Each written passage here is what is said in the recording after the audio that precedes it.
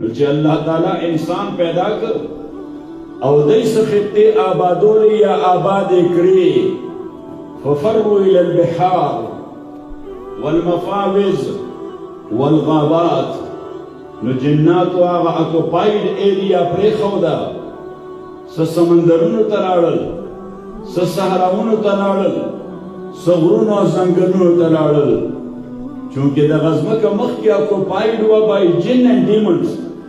او وروستو اکوپاید شو انسانانو سره دې وجې نه دی ته خلیفه وویل شو نو مفسر وایي یخلقون الجن او دویم هغوی وایي چې خلیفه ورته وویل شو په دې حواله لأنهم يخلف بعضهم بعضا جيلا بعد جيل ونسلا بعد نسل ځکه یو نسل ختمیږي ورپسې نیکسټ جنریشن راځي هر فالوینګ جنریشن دا ته وړاندې نه و یعنې د خپلو مشرانو خلیفه وي نو ځکه ورته خلیفه وویلی شو and that's a running and continuous process او دریم دا and that is the preferred one ترجیحي پوائنٹ چې انی جاعل فی الارض خلیفة لی زه په دې ځمکه باندې خپل خلیفه مقرروم اوس الله تعالی نه خو داسې دی چې د چا نیابت ته محتاج دی ځکه نیابت ته هغه څوک محتاج وي چې په خپله کار نشي کولی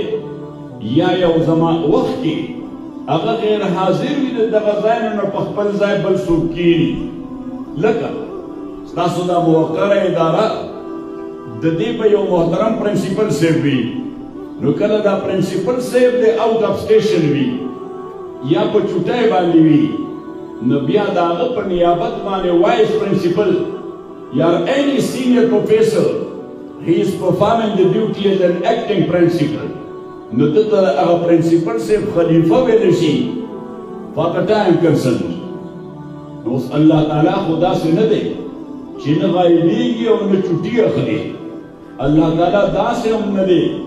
چې د چا سپورټ او تایید او اعانت ته ضرورت دی نو بیا د دې انسان د خپل خلیفه ولې وویل مفسرین کرام ذکر کوي خلیفة لی فی تنفیذ الاحکام والحدود چې دی به زما خلیفه او نمایندهی زما نائب بی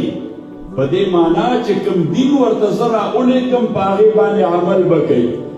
چې کوم فرامین او احکام ورته زه راولیږم هغه به دی فالو کوي او امپلیمنټیشن به کوي That's why he is called a Khalifa. That's why he is called an agent and representative of Allah subhanahu wa ta'ala. That is the title. That title. بل يوم مخلوق تنده حاصل